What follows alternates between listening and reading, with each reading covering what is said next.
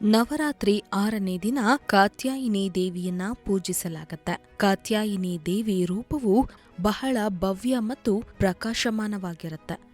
ತಾಯಿಗೆ 8 ಕೈಗಳಿದ್ದು ಒಂದೊಂದು ಕೈಯಲ್ಲಿ ಒಂದೊಂದು ಅಸ್ತ್ರವನ್ನ ಹಿಡಿದಿರ್ತಾಳೆ. ದೇವಿಯ ವಾಹನವು ಸಿಂಹವಾಗಿದೆ.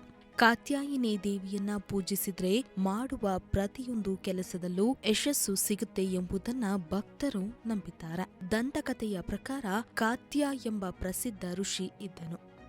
ಜಗತ್ಪ್ರಸಿದ್ಧ ಮಹರ್ಷಿ ಕಾತ್ಯಾಯನನು ಕಾತ್ಯನ ಕುಲದಲ್ಲಿ ಜನಿಸಿದನು. ರಾಕ್ಷಸ ಮಹಿಷಾಸುರನ ದೌರ್ಜನ್ಯವು ಭೂಮಿಯ ಮೇಲೆ ಹೆಚ್ಚಾಗಿರುತ್ತೆ.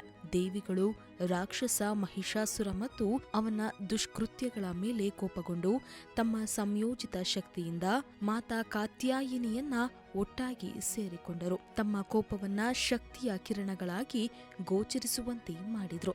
ಅದು ಕಾತ್ಯಾಯನ ಋಷಿಯ ಆಶ್ರಮದಲ್ಲಿ ಗಟ್ಟಿಯಾಗಿರುತ್ತೆ. ನಂತರ ಅದಕ್ಕೆ ಅವರಿಂದ ಸರಿಯಾದ ರೂಪವನ್ನ ನೀಡಲಾಗತ್ತೆ. ಆದ್ರಿಂದ ದುರ್ಗೆಯ ಅವತಾರವನ್ನ ಕಾತ್ಯಾಯಿನಿ ಅಥವಾ ಕಾತ್ಯಾಯನ ಮಗಳು ಎಂದು ಕರೆಯಲಾಗತ್ತೆ. ಸಾಕ್ಷಾತ್ ಪರಶಿವನು ಮಹಿಷಾಸುರನನ್ನ ಸಂಹರಿಸಲು ಅವಳಿಗೆ ತ್ರಿಶೂಲವನ್ನ ಕೊಟ್ಟರೆ, ವಿಷ್ಣು ಸುದರ್ಶನ ಚಕ್ರವನ್ನ, ಅಗ್ನಿದೇವನು ಬಾಣವನ್ನ, ವಾಯುದೇವನು ಬಿಲ್ಲನ್ನ, ಇಂದ್ರದೇವ ಗುಡುಗನ್ನ, ಬ್ರಹ್ಮದೇವ ನೀರಿನ ಪಾತ್ರೆಯೊಂದಿಗೆ ರುದ್ರಾಕ್ಷ ಇತ್ಯಾದಿಗಳನ್ನ ನೀಡಲಾಗುತ್ತೆ. ಬಳಿಕ ಕಾತ್ಯಾಯಿನಿ ರಾಕ್ಷಸನನ್ನ ಸಂಹರಿಸಿದ್ಲು. ಬ್ರಹ್ಮ, ವಿಷ್ಣು ಮತ್ತು ಮಹೇಶ್ವರ ಮೂವರು ಸೇರಿ ಮಹಿಷಾಸುರನನ್ನ ನಾಶ ಮಾಡಲು ದೇವತೆಯ